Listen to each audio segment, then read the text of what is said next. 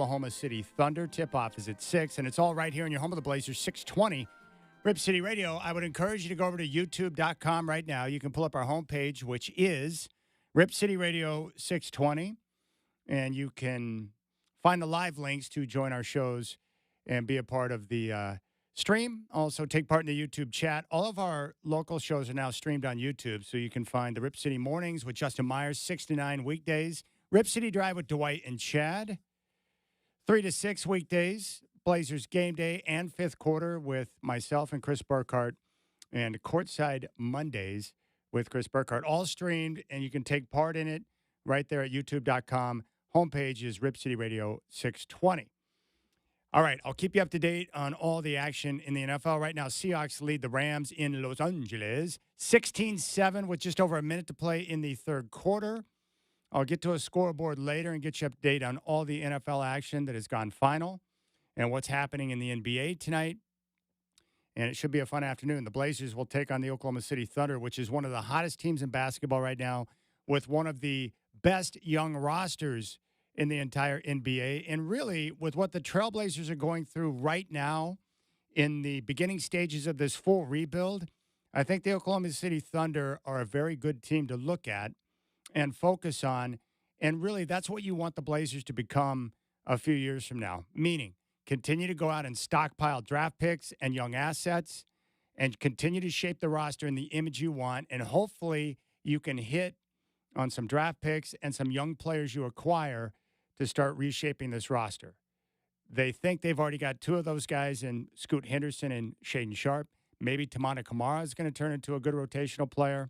You're not going to hit on everything, but the key is to keep giving yourself chances with draft picks and young assets to where you get more good players than not, and you can reshape the roster. The Thunder are a really good young team. They'll be a lot of fun to watch tonight, and another good test for this Trailblazers squad as they learn how to play together, as they continue to grow and press forward. Now, on Friday night at Motor Center, they dropped a home game to the LA Lakers, once again running out of gas late in the game. You can see the offense continuing to be an issue. Turnovers continue to be an issue. And really, I think fatigue is starting to set in, and that's because all the issues you see right now, mostly because of injury. You've got key guys out of the lineup, especially Anthony Simons, Malcolm Brogdon, and, of course, Scoot Henderson. You've got young guys and G-Leaguers who are playing more minutes than they could have ever hoped for or anticipated going into the year, and the Blazers are trying to find a way to overcome. And that's why they're in the situation they're in right now. But the best thing I can say is that they're continuing to compete. Now, one of the key players right now is Shaedon Sharpe. He's getting big minutes. He's being asked to do a ton. And as a result, we're seeing some flashes of brilliance, and we're also seeing some struggles at times. And on Friday night against the Lakers, he finished with 10 turnovers. And after the game, Chauncey Billups was asked how he would want to be coached as a young point guard going through the situation that Sharpe's going through, coming off in a performance where he had 10 turnovers. Here's what Billups had to say. As not a freshman, but a rookie, having 9 turnovers at the Garden, I remember it. So for me, it's one of those tough things when you develop, and sometimes it's painful. But then you got to learn from it. You got to take and learn from it. That's the beauty of it. Or if you don't learn from it and you keep doing it, that's when it gets really tough. But this is a part of it.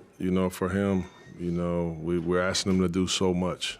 Bring it up, make the play, shoot on the kickouts, get to the basket, make the next. I'm asking too much of him right now. And he's not a natural playmaker yet, so we're asking him to do that too.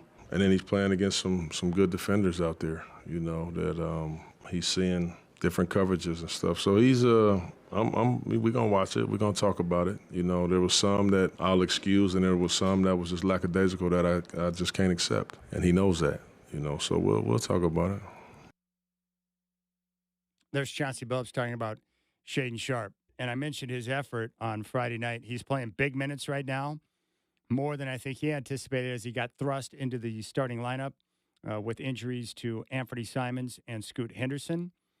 And in that game against the Lakers, Shaedon Sharpe played 38 minutes, 17 points, 9 rebounds, had a couple of assists, and the 10 turnovers. What I like about Shaedon Sharpe is that we're seeing him pepper the stat sheet.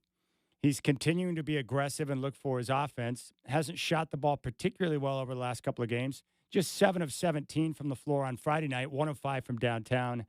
But his attitude appears to be proper in terms of focus and being able to shake off the rough patches and continue to press forward. And that's going to be critical for him. He's got to continue to do that. He's got to continue to press forward. And he's got to figure out how to fix the turnovers. And he was asked about that after the game on fixing the turnovers. Here's what Shaedon Sharpe had to say. Yeah, I think it's just, for me, it's just silly mistakes, just being a little bit too passive. But I figure I just look back at the film with coach and everybody and just see where I went wrong. So I feel like film really helps. So I just do that. Now, you heard Billups mention the increased responsibility, all the different things he's asking Shaedon Sharpe to do. And he admitted it's probably too much, but that's the situation they're in because of injury. They don't have a choice, and Sharpe discussed the responsibility load. I think I'm doing all right. Like I said, it just comes with some time. But it's one thing I need to add to my game. So the more opportunity I get to play in the pick and roll and get my teammates involved, will help me in the long run. So it just comes with time. Yeah, it just takes time. He's got to continue to work, and remember, this is a rebuild. It's a process. It does take time, and it's not going to happen overnight. But you want to see guys respond to the adversity and continue to press forward and make progress. Now, I've mentioned that really what we're paying attention to right now, not wins and losses as much as it is incremental growth, development, especially with the young guys, namely Scoot Henderson and Shaedon Sharpe, but also one of the youngsters who's showing flashes, Tamani Kamara. He played 35 minutes, 10 points, 6 rebounds, and once again showing tenacious defense. And I really appreciate the way he is playing defense, the way he's, getting after it. And after the game, Billups was asked about Kamara's performance on Friday against the Lakers. I thought Tumani, just his pressure up the floor, he single-handedly changed the game for us by himself. Just one guy pressuring up the floor. He gave us a lot of energy. He slowed their offense down, took time off of the clock. He was just a one-man wrecking crew out there. And those are the ways that he has to impact games, so I thought he played very well. Exactly. That is the way he has to impact games. I mentioned before, with young players, what you have to do as a young player is you have to understand your role, your strengths, and how you best are going to help your team. And embrace it. Don't be worried about your touches or doing this or doing that. Focus on what the coaches want you to do, using your strengths and how you can impact the team. And for Tamani, it's effort, it's energy, and it's defense, and just grinding that way. And he's done a very good job. Very good defensively. He's got freaky long arms, and not only that, he's an irritant. He ticks guys off on the other side all the time, basically every game, because most guys don't like a gnat like Tamani Kamara to get up in their grill constantly. They're used to having some space to operate with, and Kamara just gets after it. In regards to the offense, I mentioned for Kamara, he finished the game with 10 points, 3 of 8 shooting, 1 of 6 from downtown. Billups was asked about his offensive game on Friday. I think he's doing pretty good. I think he's trying to find his way. Like there was a couple of times there that he was on the weak side and he should have stayed in the corner. And naturally he kind of slid up the floor. Corner pass was wide open. He's just trying to figure it out. But I think he's doing good, though. I like that he's confident enough to, when those kick-out passes happen, he's confident enough to shoot them. And he can make some of those shots. Obviously, he's a good cutter. So, yeah, I think he's coming along fine offensively, too. All right. So those are a couple of the youngsters, Shaedon Sharpe and Tamani Kamara. DeAndre Ayton. He's getting better as the season moves along. 37 minutes of action against the Lakers, 17 points, 12 rebounds, and 2 assists. And Billups was asked after the game some of the challenges with, the varying lineups and roster changes with the injuries on, getting Ayton involved in some of the challenges in that. Here's what Coach Billups had to say. You kind of got to get it out of ATOs right now, but we do have some of our secondary and early offense stuff that if we run it through enough, that we can get him screening and getting into the pocket. The problem is that pocket is not really open. They're going up under on our point guards, which takes away that pocket for him. And not only that, everybody's kind of flooding the paint. and daring us to really kind of shoot. So that's impacted his touches. And then, as you can see, like tonight, when he gets it, there's 3 or 4 guys right there slapping. He don't even have room to put it down. So he's getting a little anxious, to get it and go. And it's kind of tough for him out there, on a lot of nights, especially with how we're situated right now. All right, there's Coach Billups. And DeAndre Ayton was asked about, his game and finding his spots. And obviously it's a challenge for him right now. But here's what DeAndre Ayton had to say, what Billups was referring to. I got playmakers on my team. Shaden been doing this thing, trying his best to, get me the ball when we set pick and rolls. Guys like Matisse and Jeremy, who've been in the league for quite some time and played with superstars who just know the game and, when a big seal or when a big runs the floor and space the floor, dump offs when they drive the paint, just typical 0.5 action, just trying my best to move without the ball and, call for the ball when I feel like, I'm in a good spot to score and things like that. And, also communicating with Coach, telling him where I like the ball and things like that. And, just giving it time to all settle in. Like you said, we don't have as much guys, so, teams are playing me, trying to take me out as much as possible. But I'm having fun with this, man. Me being the attention, about time. But, yeah, I like all of this stuff. It's a learning experience, and, it ain't easy. But, I am a competitor, and I'm learning every day, watching film and, seeing how I can, help this team win. All right. So for the Blazers right now, when you're looking at, some of the bright spots, I think the continued development and effectiveness of DeAndre Ayton is on the list. I think Jeremy Grant and his willingness to take on more of an offensive load has been nice. He's responding to what the coaches have asked him to do. Clearly, the defensive development of Tamani Kamara and the effort he's played with has been nice. And, of course, Shaden Sharp. It's been choppy, but we're seeing him make progress. And then a guy like Skylar Mays, who continues to play well. He had 15 points, 8 assists, and 25 minutes of action in the loss to the Lakers. But I like the way he's played as a third point guard on the squad, getting starters minutes right now because of the injuries, which is nice. Now, the hard part about the game tonight, the Blazers entered tonight's action number 10 in the NBA in defensive rating. The defensive improvement, as we pointed out, has been the biggest surprise, the most pleasant surprise, and something that you can look at and say, I like that.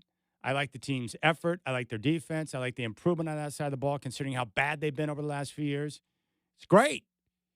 We want defense here in Portland. We haven't seen a lot of it recently. The downside is with the injuries and the current, roster composition, they don't have guys who can really knock down shots.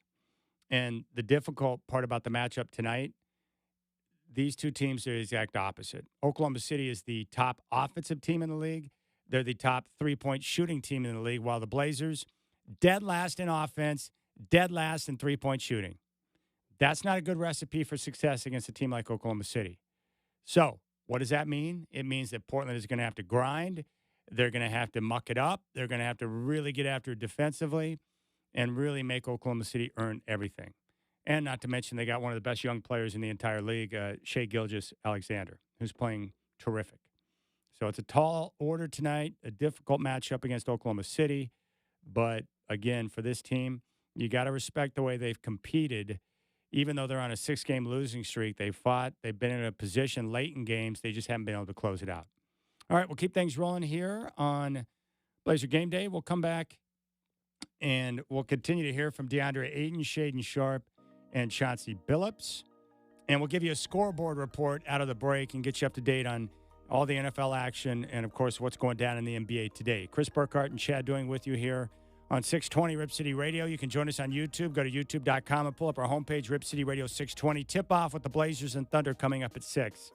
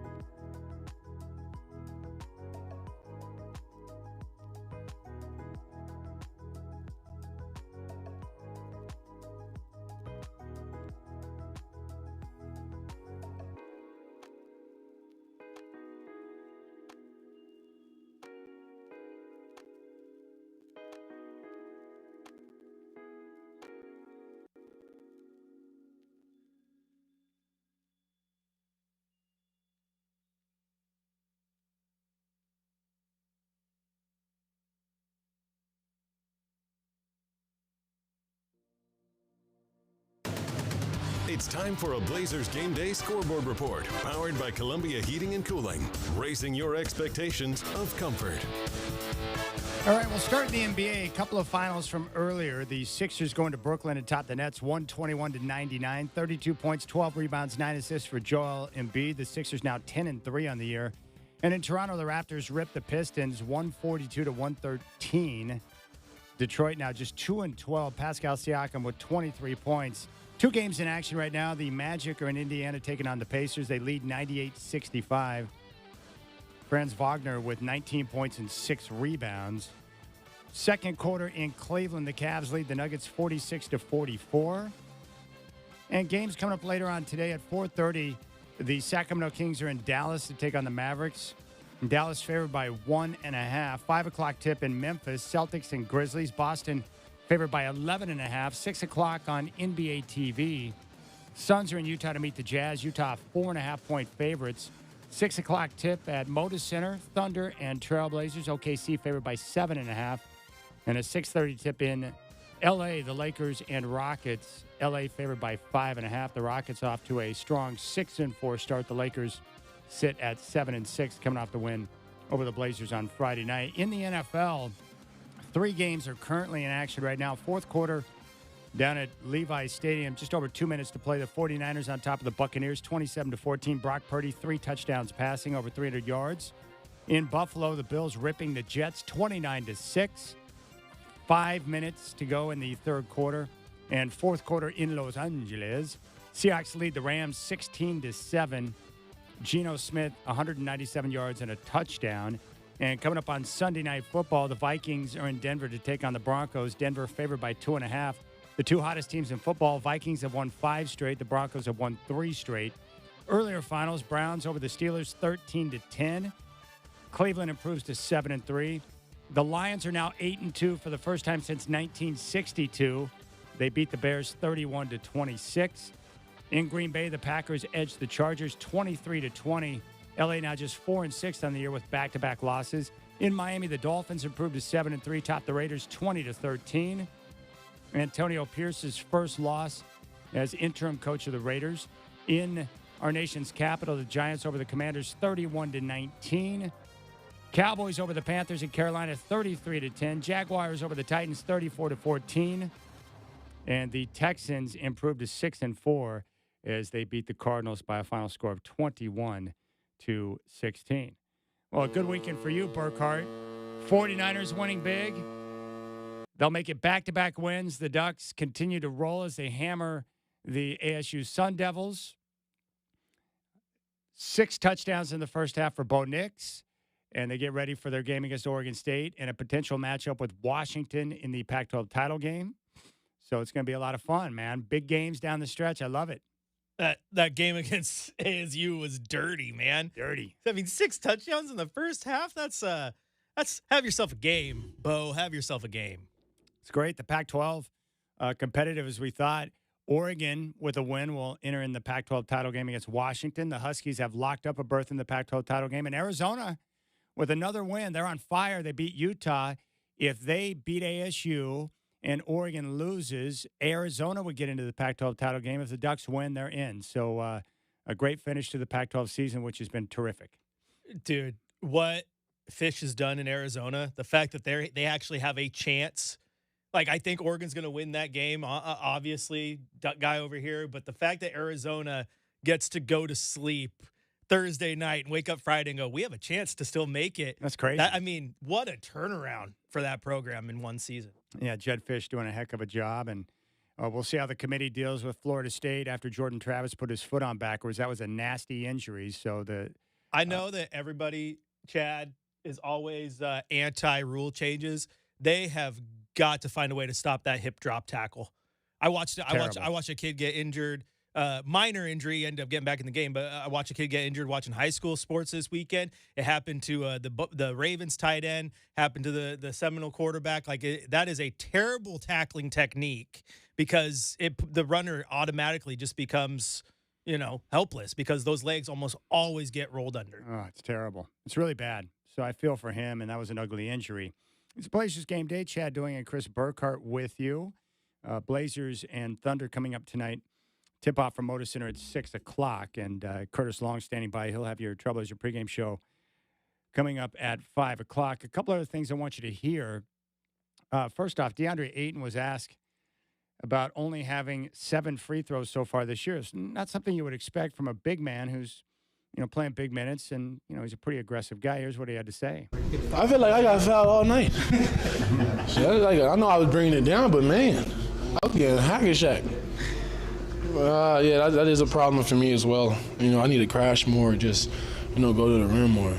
I feel like my midi dropping a little bit, though. That's why. I think my jump shot working for me a little bit. But, that's definitely a downfall for me. I just need to probably O-board a little bit more and just go back up to, get to the line and just put some pressure on the defense. Yeah, come on, man. Come on, refs.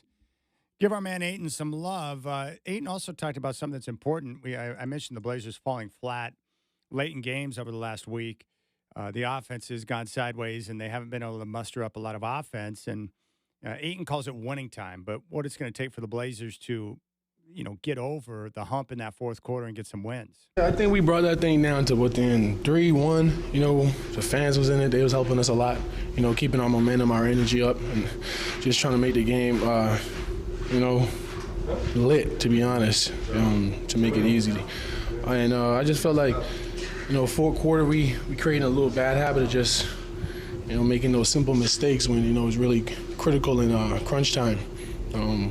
I just want us to, really work on when it comes to fourth quarter, how important possessions are, whether you're down 100 or down 1 or up. Fourth quarter is very important. It's called winning time, and I just feel like when we lock in on that end, teams start to be on their heels, and we start to feel that winning energy, that winning spirit to close out games the right way. All right, there's DeAndre Ayton. One other thing from him, he was asked about, what it's like missing Ant. Because the two of them had started to develop some good chemistry before Ant exited with that thumb surgery, and he made some good points about what it's like having a guy on the floor being able to play with where the defense has to focus in on a guy like Anthony Simons because of his shooting ability. I mean, you've seen how it was when I was with Phoenix. It's just, having to do with that caliber that can score and put so much pressure on the defense, shooting freaking 40 feet away from the rim is very important. And, a dude that can, create his own shot is very important. But, You know, you put 2 on the ball, and a dude like me rolling the short corners are open, the rim is open, everything's open. But right now, my paint's just clustered. You know, but it's fun, man. You know, just learning with new guys, helping these guys approach the game the right way. And then seeing smiles, seeing frowns, like, yeah, I know it hurt. You know what I'm saying? But on to the next one. You know, we're going to learn from it and move on to the next. It's fun, man.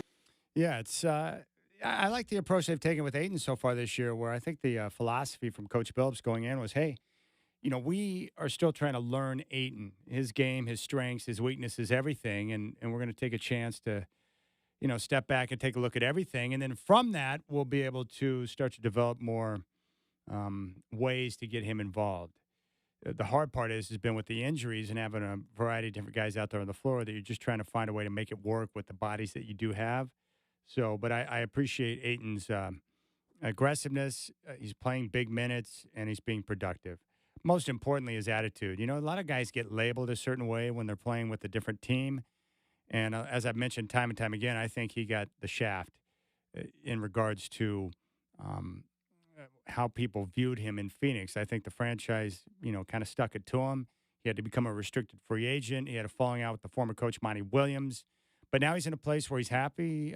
He's been embraced.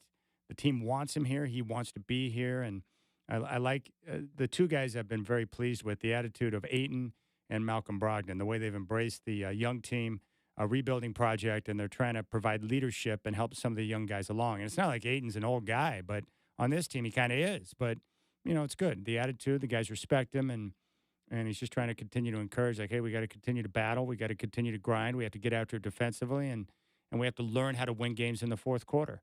So I think that's the right approach. But I like as I've told you before, I'm a big fan of Ayton, and I want him to do well.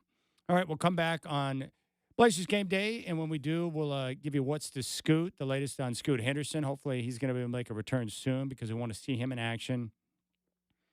You can jump on board, 503-248-0620. Tip-off with the Blazers and Thunder from Moda tonight coming up at 6 o'clock.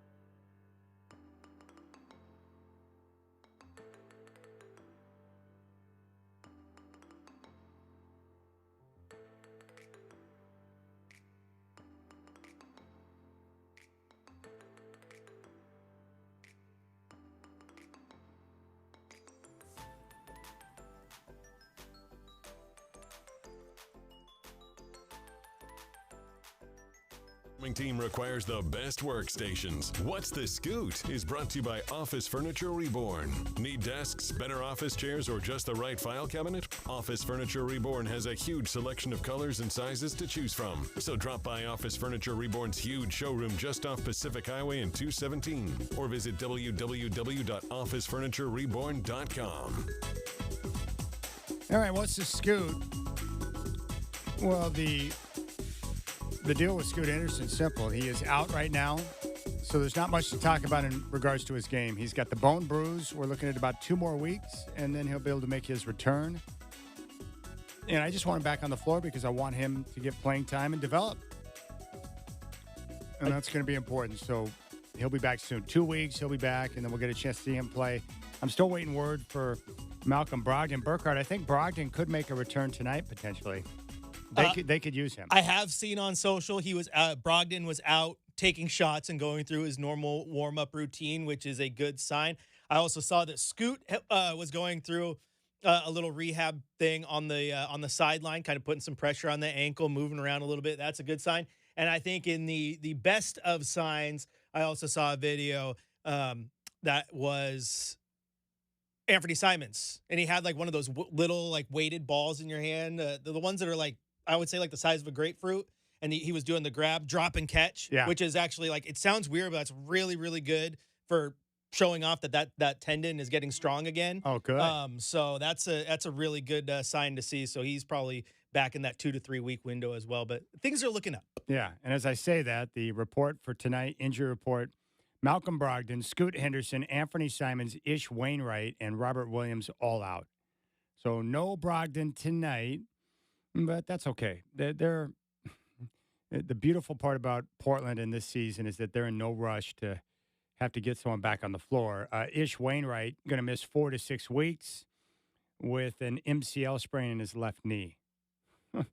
That's nice.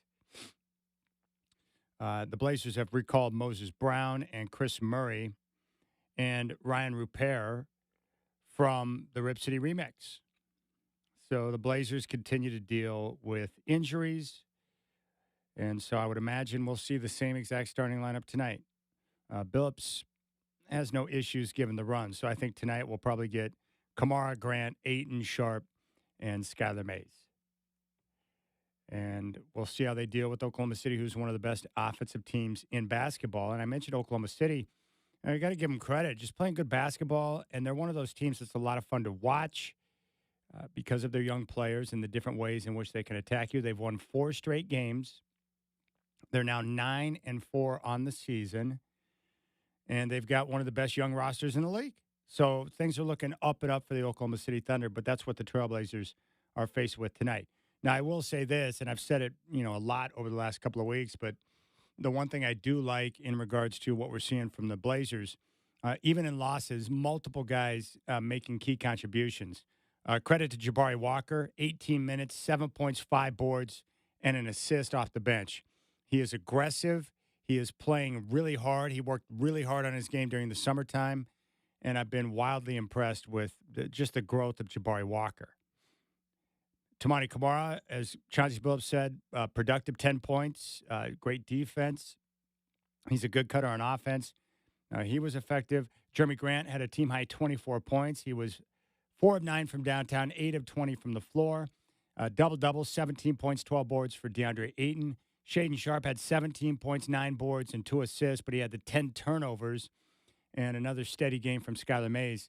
15 points, 8 assists, and most importantly, no turnovers. None.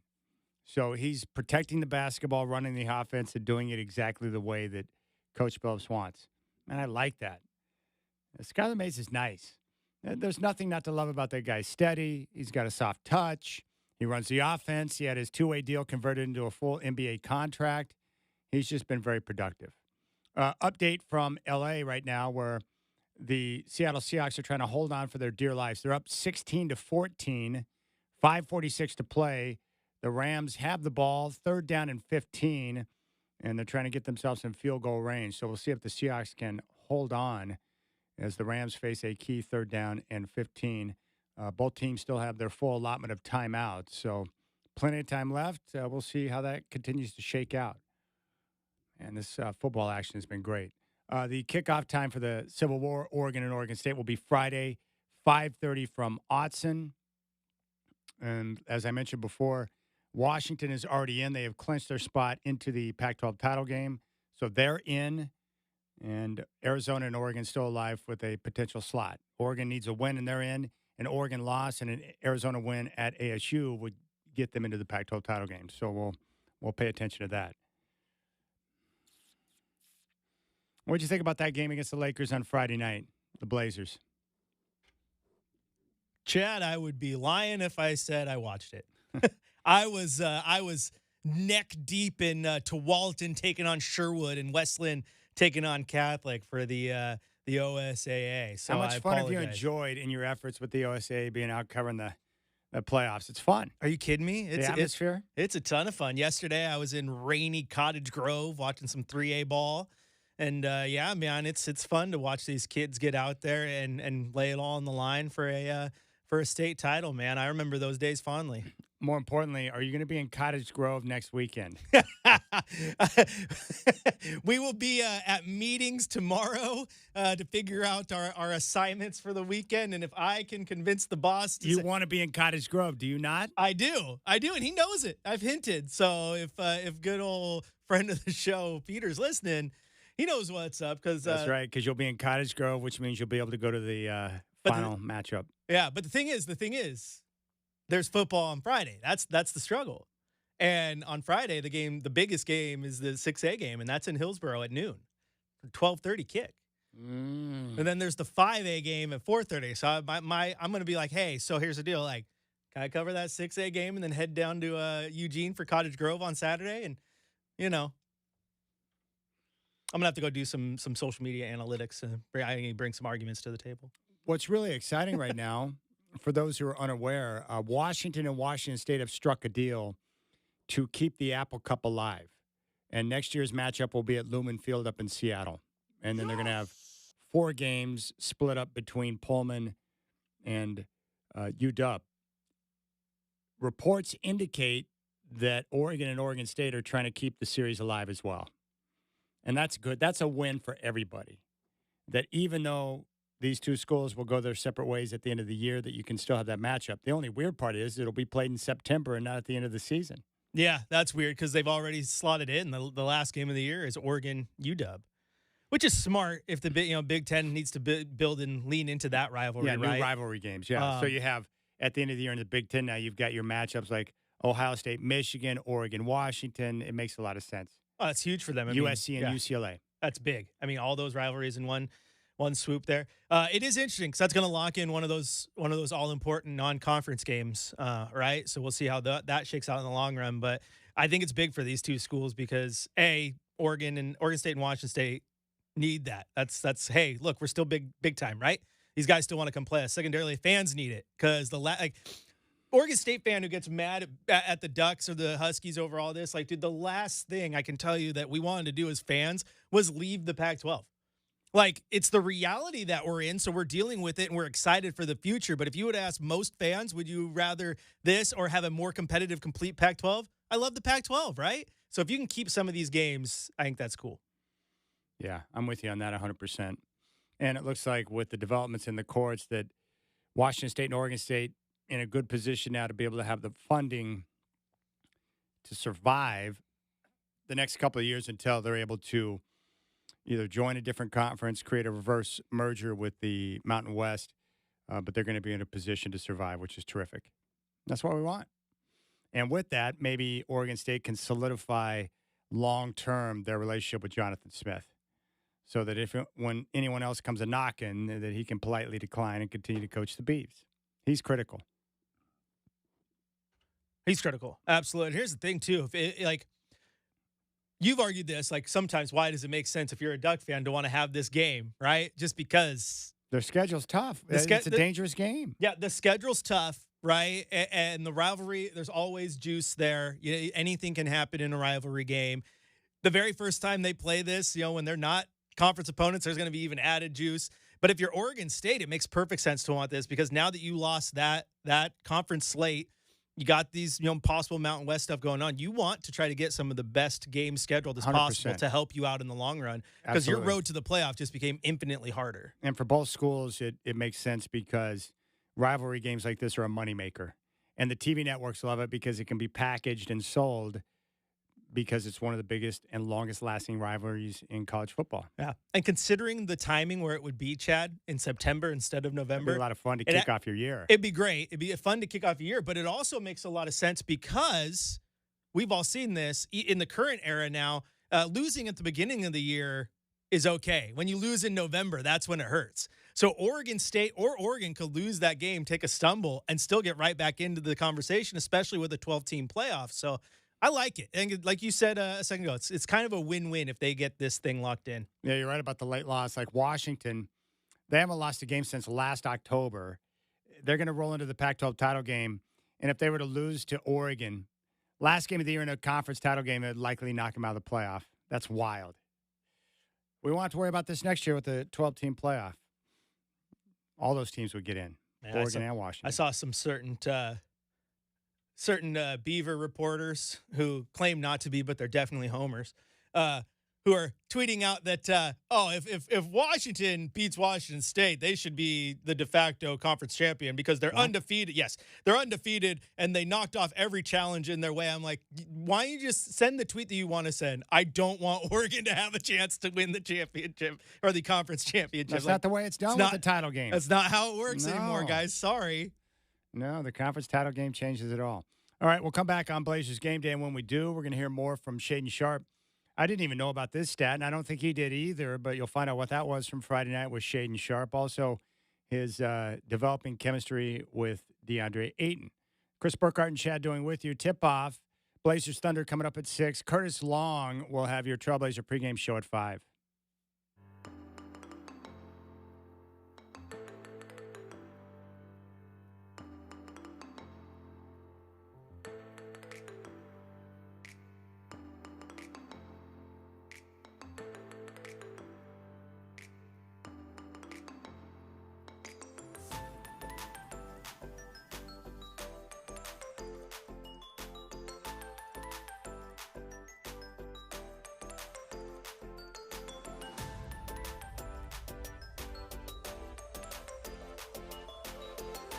Goonie BMW is making it easy to switch to the ultimate electric driving machine. Hurry in to test drive an iX i4 or any electric vehicle before November 17th and receive a complimentary home charging station or $1,000 off when you purchase or lease an in-stock BMW. Our electrifying test drive event is going on now, so hurry in to claim your spot.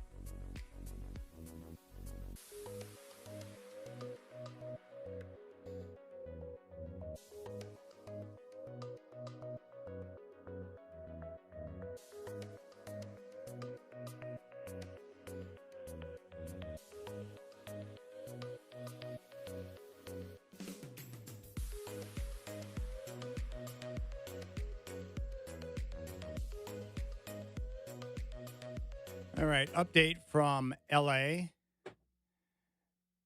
Seahawks lead the Rams 16-14, 142 to play, and it's third down and goal for the Rams. So if the Hawks can hold them to a field goal here, they'll have a chance with about 90 seconds left to get down in field goal range themselves. Geno Smith got banged up, so he's been out the last couple of series with Drew Lock in, so we'll see if Geno's able to get back on the field. But a difficult spot for the Hawks at the moment. But critical here that they hold them on third down and goal and force them into a field goal. One timeout left for the Seahawks. And here's the third down play for the Rams with Matthew Stafford. And we have a timeout. So there you go. A couple other things I want you to hear in regards to the Blazers coming off the loss to the Lakers on Friday night at Moda Center.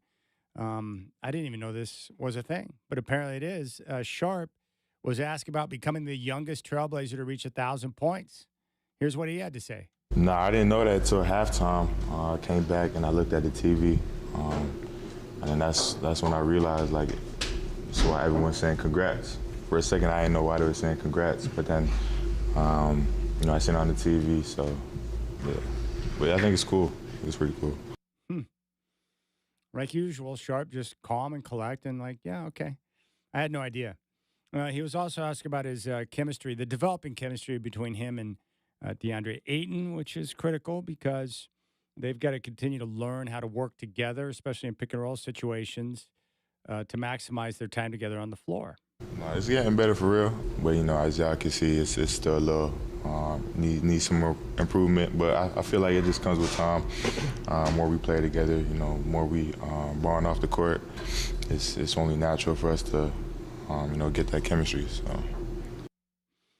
All right. One other thing tonight, Sharp coming off the 10 turnover game against the Lakers, the Oklahoma City Thunder. They force just over 16 turnovers per game. They're sixth in the NBA. So we'll see how things shake out. Sharp had the 10 turnovers on Friday night. He had 7 last Sunday against the Lakers, which is the only other time he's had over 4 in a game. So I wouldn't expect him to have 10 turnovers tonight, but Sharp was asked about fixing the turnovers. Yeah, I think it's just, for me, it's just silly mistakes, just being a little bit too passive. But I figure I just look back at the film with coach and everybody and just see where I went wrong. So I feel like film really helps. So I just do that. Yeah. So he's got time. He'll be able to put it together and figure things out. All right, field goal is good. Rams lead 17-16 with 90 seconds on the clock. The Hawks have no timeouts and will need a field goal to win the game. And it looks like, I don't know, Geno Smith going to get back on the field. So Geno Smith will have a chance to win the game in the end.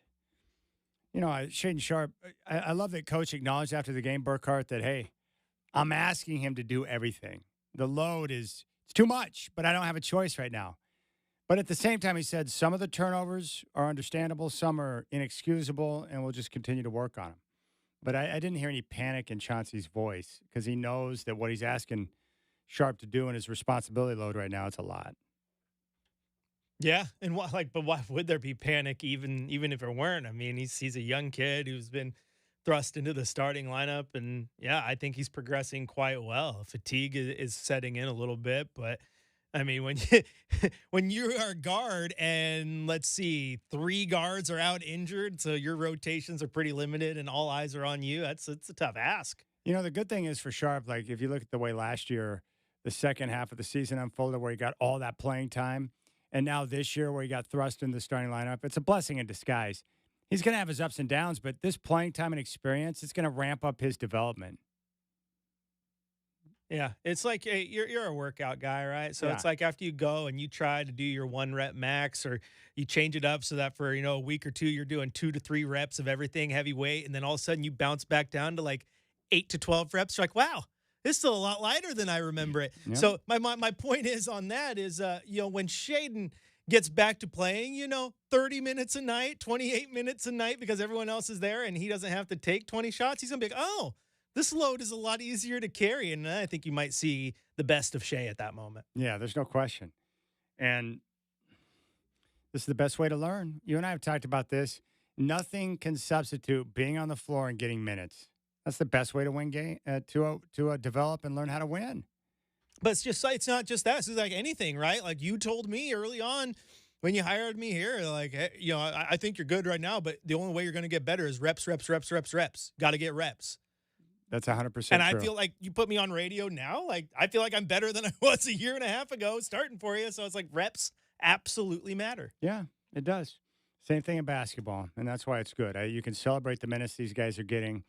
Again, I think with Shaden Sharp and Scoot Henderson, what I've noticed is even through some of the struggles, just having the proper attitude, listening to coaches, continuing to work and do all the little things they want them to do. That's what it's all about.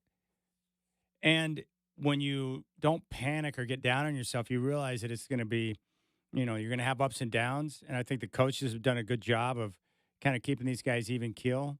That's critical. So I give credit to the coaching staff. I know everyone wants to throw Chauncey under the bus, and we'll find out in time if he is in fact the answer. But so far, we're seeing indications of that. The Blazers right now are 10th in the NBA in defensive rating. 10th. 10th in the NBA in defensive rating. But that is coaching. That's Chauncey getting through to his guys, and they're responding to what he wants them to do. And the other good sign there is, too, we talk about the offensive struggles with guys in and out of the lineup and not having any real big-time scorers or legitimate shooters. So that's going to be a problem. But they're trying to execute offensively the way he wants them to. But defensively, to have a bunch of different guys in and out of the lineup and a lot of young guys and to have them be top 10 right now in defense, that's a good sign.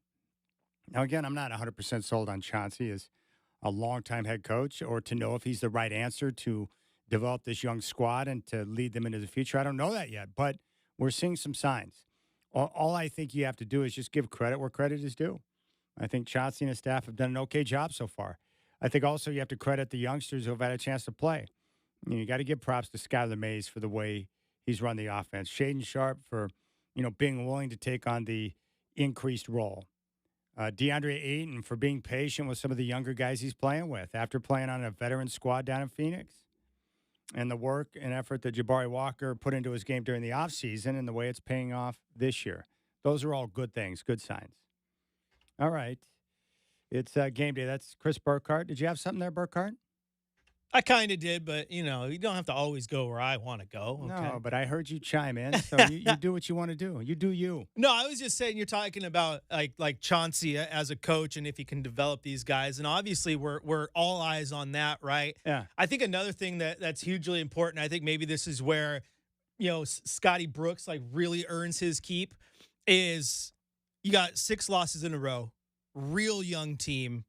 How do you continue to keep those young guys motivated, right? Yeah. Because even like a Shaden Sharp until last year, right? It's not a lot of losing in his life, right? Like you win a lot of ball games through high school when you're that talented. I mean, you go to college and you play, but still you're at Kentucky, like things like that. How do you keep those guys motivated and keep that locker room? And thus far, I think guys like Malcolm Brogdon have been huge. And I've been very, very impressed with the way DeAndre Ayton handles himself, especially with the narrative that surrounded like him. He sounds like it was Flex who told us he wants to be a little bit more of a vocal leader, but he just doesn't have that opportunity in Phoenix because they have so many of those guys on the team already. And I think you're seeing him kind of take that role a little bit. Maybe not in the way that Dame did, but still enjoy his spot. So if you can continue to keep those guys focused, I think that's a huge win. Yeah. I've heard, too, through practice that Ayton is one of the more talkative guys in practice, talking some mess, talking a little bit of junk. They need that right now. This is a young team and young starters right now. They need someone who can provide that vocal leadership. All right, we'll come back and we'll give you some Coors Light cold hard facts. 5 o'clock, Curtis Long will have your Trailblazer pregame show. And the tip-off is coming up at 6. Chris and I, of course, will join you after the game with fifth quarter. 42 seconds to play in L.A. The Rams hold on to a 17-16 lead. The Seahawks have the ball 3rd down and 8 near their own 40. And I'll give you an update on that game when we come back.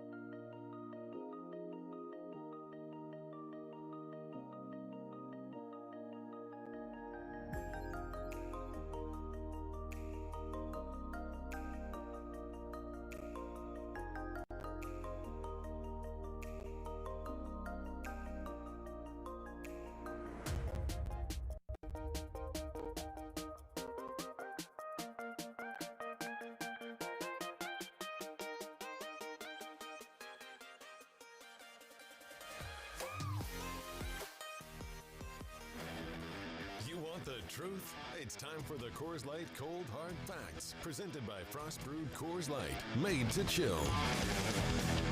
All right, a few things for you. Cold hard facts. First off, Shai Gilgeous-Alexander is one of the best players in the NBA that you haven't heard of. The casual fans haven't heard of SGA.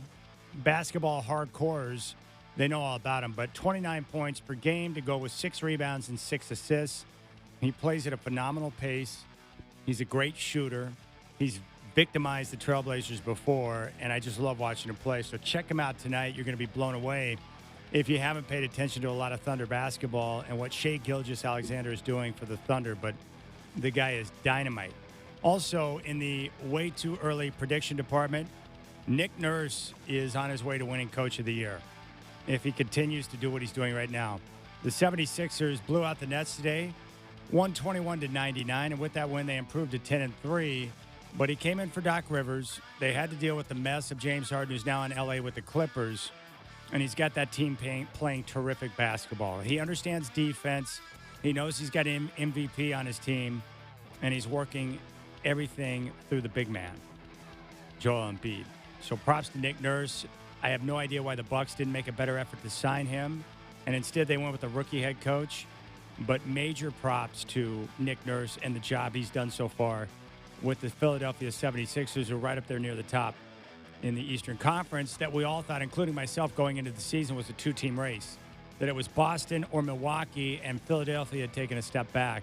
But so far, Nurse is saying not so fast with this team playing terrific basketball. And I think so far this year, the biggest surprise in the NBA, the Houston Rockets, who enter the Lakers game tonight down in L.A. at 6-4. Now, why is it they've gotten off to such a great start? Coaching. Just like the Sixers with Nick Nurse, Ime Udoka has done a terrific job so far with the Rockets, coaching the youngsters, getting them to play hard, pay attention to detail on defense. So big props to Ime Udoka, who used some poor judgment during his time in Boston, but the guy can coach, and he's a local product, a Portland guy. So right now, Ime Udoka getting the job done with the Rockets, who have been one of the biggest and most pleasant surprises so far in the NBA. Chris Burkhardt and Chad Doing with you. The game down in L.A. has gone final. The Seahawks missed a field goal at the buzzer, and the Rams get the win 17-16. The Hawks have 4 losses on the season. 2 of them are to the Rams. It's so weird in sports how some coaches just own other coaches, but there's no doubt that Sean McVay's got ownage on Pete Carroll. I don't understand it, but it's the way it is, and that's exactly what's gone down. So in the NFL right now, only 1 game remains that's still in action. 5 minutes to play in the fourth in Buffalo. The Bills hammering the Jets 32-6. Josh Allen, 275 yards passing, 3 touchdowns, and a pick. 1 game coming up later tonight on NBC, Sunday Night Football. It's going to be played at Empower Field at Mile High in Denver. The Vikings at 6-4, winners of 5 straight, taking on the Denver Broncos, winners of 3 in a row. The 2 hottest teams in football going head-to-head tonight. Denver is set as a 2.5-point favorite. Broncos country, let's ride. That's right, baby.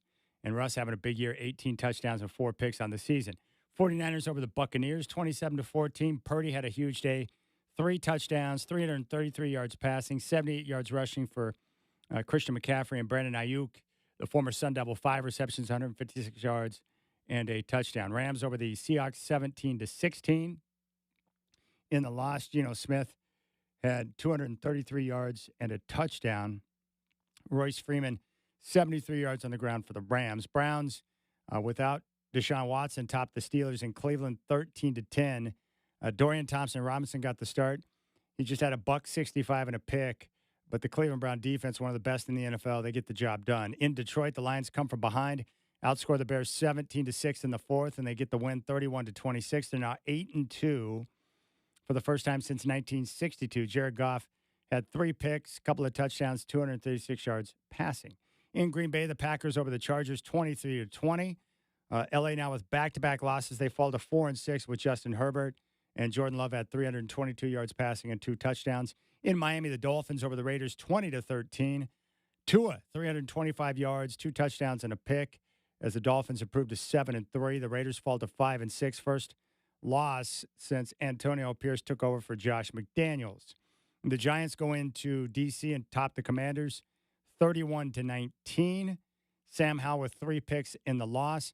Cowboys going to Carolina. They improved to 7-3 and topped the Panthers 33-10. Dak Prescott, 2 touchdowns, 189 yards passing, 61 yards rushing, and a score for Pollard.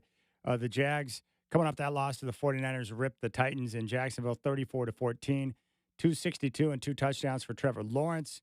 Jacksonville now 7-3. And the Texans continue to impress. C.J. Stroud, 336 yards passing, 2 touchdowns, 3 picks. The Texans get the win. They're now 6-4. And Monday Night Football tomorrow night on ABC, a rematch of the Super Bowl with the Eagles traveling to Kansas City to take on the Chiefs. Philadelphia at 8-1 and Kansas City at 7-2. So that is a titanic matchup. Patrick Mahomes, 17 touchdowns and 8 picks on the season thus far for Kansas City. In the NBA today, one game that's in action right now, third quarter in Cleveland. The Cavaliers hammering the Nuggets right now by a score of 86-69. Games coming up later on tonight. The Kings are in Dallas to take on the Mavericks. Dallas favored by 1.5. Celtics are in Memphis to meet the Grizzlies. Right now, Boston favored by 11.5. They sit at 10-2 atop the Eastern Conference. NBA TV at 5. Suns are in Utah to meet the Jazz. Phoenix favored by 4.5. The Thunder are a 7.5-point favorite in Portland as they take on the Trailblazers. That tip-off, as you know, at 6. And at 6:30 in L.A., the Rockets at 6-4 taking on the Lakers at 7-6. And L.A. favored by 5.5. All right, Burkhardt, one of the things that have been floated out there, do you think LeBron is staying in games right now to pad some of his stats, or is that nonsense? Is that just people always trying to find a way to take a shot at LeBron? Oh, man. I think it's people always trying to find a reason to take a shot at LeBron. But the thing is, he makes himself such an easy target sometimes, right? That it's just easy to take a shot at the guy. So Yeah. It's a little bit of both, I think. I'm surprised that someone's as savvy as LeBron is. In terms of public relations, his team doesn't always do the best job of putting him in the best light with comments or the way certain things are presented. It's a little weird. It's a little odd. Yeah, I think it would happen to me, too, if I was that rich and that successful and had a bunch of yes people around me. I'd be making bad decisions, too, when it came to my own personal press. I would. Yeah. I mean, come on. This is the same guy who, like, posts all ththose pictures of him reading a book, but he's always on the very first page. Like, yeah, it's crazy. It's nonsense. The Milwaukee Bucks are starting to figure things out just a little bit, too, as Dame has caught fire, and we'll see if they can continue to improve their defense. But right now, the Bucks, 4 straight wins, 9-4 in the season. So your standings in the Eastern Conference, Boston sits atop the East at 10-2, Philadelphia at 10-3, Milwaukee at 9-4. It's amazing how going into a season, the 3 best teams in the conference, and it's already taken shape early in the season. Early in the season. It's like, oh, Boston, Philly, and Milwaukee. And in the Western Conference right now, the most bizarre thing, Minnesota's right up there atop the West with Denver. I didn't see the Timberwolves getting off to a hot start. I didn't have that down on my list. Did you? no, I didn't see him getting off to a hot start, but when I watch him, man, holy smokes, has Anthony Edwards taken a leap. Ugh. Like, he was already good, but I mean, he went from like, good young player, young face of the franchise to like, he's a bona fide star, man. He is fun as heck to watch. He kind of fits that list. You're right. He's on that list with Shai Gilgeous, best NBA players you don't really know about because of where they play and the fact that they don't have as big of a name as some of the other young stars. But Anthony Edwards is fun to watch. He plays with a lot of energy. Yeah, I mean, Anthony Edwards kind of runs like the Dame problem. Like, yeah, Minnesota's a bigger market, but there's just not a lot of eyeballs looking for Timberwolf basketball, right? So unless you're a basketball junkie, you're like, who's Anthony Edwards? There's a lot of people who, unless they were basketball junkies, were like, Damian Lillard who, right? Like, you heard about him in passing, but you didn't know his game. And like you said, same with SGA. But, yeah, Anthony Edwards has been phenomenal.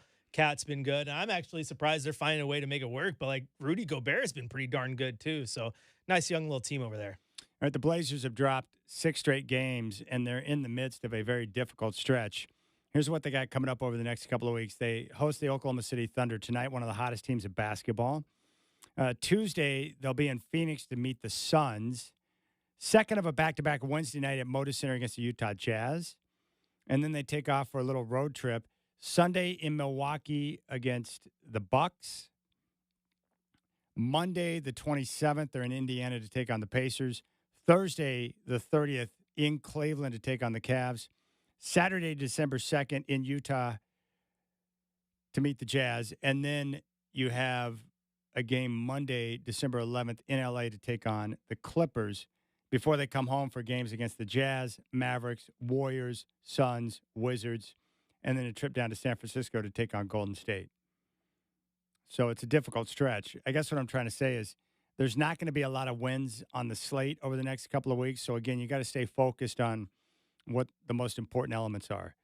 Incremental growth, player development, and that big question is Chauncey getting the guys to play the way he wants. The good news is over the next few weeks, we'll start to see some guys come back, including Malcolm Brogdon, Scoot Henderson, and here in the very near future, Anthony Simons, which is going to help. Just getting Ant back on the floor to where they'll have, some offense and a guy who will draw attention from the defense and a guy that can knock down threes is going to help. As I mentioned before, going into the game tonight, dead last, the Blazers are on three-point shooting, dead last in offense, and they're taking on the best offensive team in basketball right now and the best three-point shooting team. That's could be a recipe for a disaster tonight. All right, we'll come back on game day, and when we do, we'll give you our keys to the game.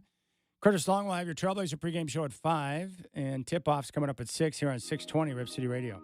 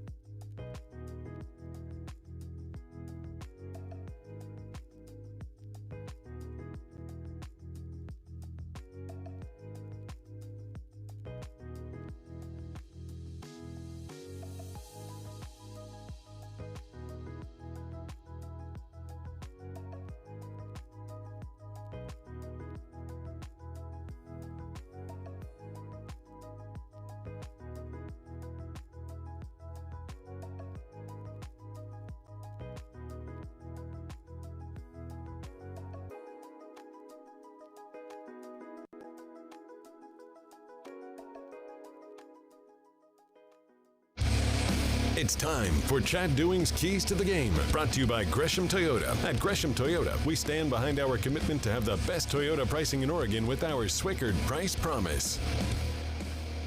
All right, a couple of keys for the Trailblazers tonight. Number one, they've got to cut down on the turnovers. It's been a major issue, and on Friday night in that loss to the Lakers, they coughed it up 19 times, which led to 27 points for the Lakers, which gave them an advantage in fast break points. The one thing the Blazers did very well, and this is going to be critical, aside from cutting down on turnovers, continue to crash the glass. They out-rebounded the Lakers, which is impressive, and they pulled down an even more impressive 19 offensive rebounds, and with that, they held a 22-9 edge in second chance points. When you're a team that doesn't score particularly well and you've got issues on offense, the offensive glass is key. So the Blazers have to limit turnovers and crash the glass and create opportunities for themselves on the offensive end. Outside of that, defend. Continue to play with high energy and make sure that you contest the three-point line. Get out on shooters and make life tough on them, because this team's great offensively and they're the best three-point shooting team in the NBA. So the Blazers are going to have to grind and commit to contesting and try to limit the percentage that the Thunder are able to hit from downtown. If they can do those things, then we're going to see them in a position like we have over the last, couple of weeks, where they're going to be in a position with a chance to win.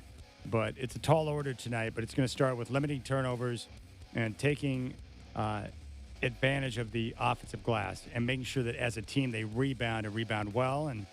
And defensively, they've answered the call all year. So get out there and contest the three-point shooters, because Oklahoma City's got a number of guys who can light it up.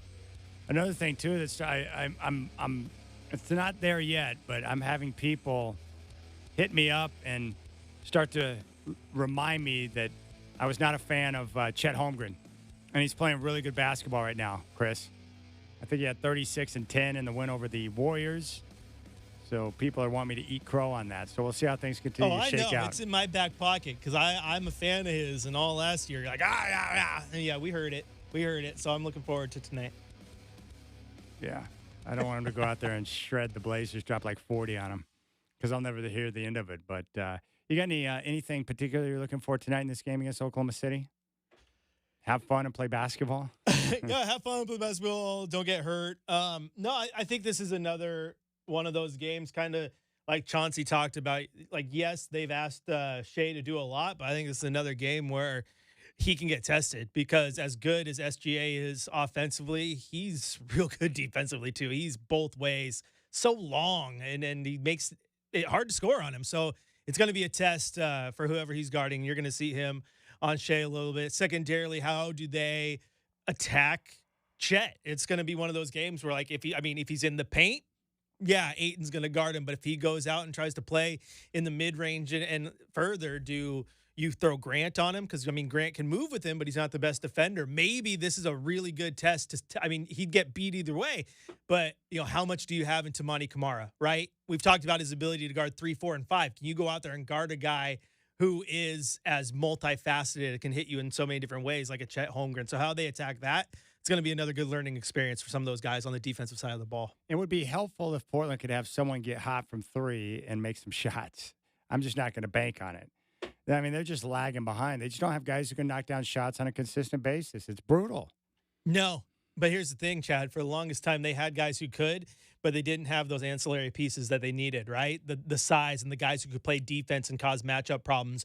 Right now, they have that. Yeah. And so if they can continue to get those guys to improve, and this clicks, down the road in a year or two out, it's a lot easier to go find shooters than it is to go find guys who can play defense and guard multiple positions. It's too early to say, but Tamani Kamara is looking like he might be a potential rotational player, a guy who can just be a part of your team and defend. There's a lot of upside with that guy. I like him. I think there's a lot of upside with him, and I really like the progression that I've seen from Jabari Walker as well. Playing better on the defensive side of the ball, which is a lot of people said was his staple. That was how he's going to make the rotation in the first place, but he's also bulked up and made himself a little bit harder to move around if he does have to go into the paint and play close to the basket. Those are two guys I like a lot. I think if he continues to improve, like next season, I think Jabari is a legit rotational player. And Kamara definitely proven that he might be onto something there. Yeah. His arms, his arms are long. He's got a freaky, like you can't coach that. Like he can create issues. I like him. I like guys that can defend multiple spots on the floor. You know, guys like Nick Batum that they've had in the past. I like guys who can defend multiple spots. And maybe Kamara's the guy to deal with Chet when he's out there behind the three-point line. Chet's very similar to Wemby, where he's just a matchup problem because of his length. He can shoot over the top of the defense. Yeah, absolutely. And back to Monty, that's what we said last week when I was actually with you. How we talked about how everyone wants to compare him to Pippen, but I think what would be perfect for the Blazers if he was more of that Tayshaun Prince, right? Play really, really good defensively, knock down threes, become a true 3-and-D guy. And then a guy that you just mentioned was built in that same mold, and that was Nick Batum, especially in his run here in Portland, where he was really good on the defensive side, could be called upon to hit those three-pointers, and then became a little bit more of that Pippen mold when he started to run that point forward type position. So that's the kind of mold that I want to see Kamara look to first. All right, Blazers and Thunder coming up at 6 o'clock. So here's how it's going to shake out. Curtis Long will have your Trailblazer pregame show, which is coming up at 5. And then the tip-off with the Blazers and Thunder at 6. And then after the game, Chris Burkhardt and I are going to be back as we dive into the fifth quarter. We'll take your phone calls and react to all the action that goes down tonight. And the Blazers will continue to press forward during a very challenging week with some tough games coming up and a back-to-back on Tuesday and Wednesday. So we'll see how the Blazers are able to handle that. But again, I remind you, the best way to watch this team right now is to understand that wins and losses really are not the focus. It's all about player development, particularly with Shaedon Sharpe and Toumani Camara and Scoot Henderson when he returns, and then also just continuing to watch the team, the structure on offense, the defense. Are they responding to the things that Chauncey Billups wants them to do?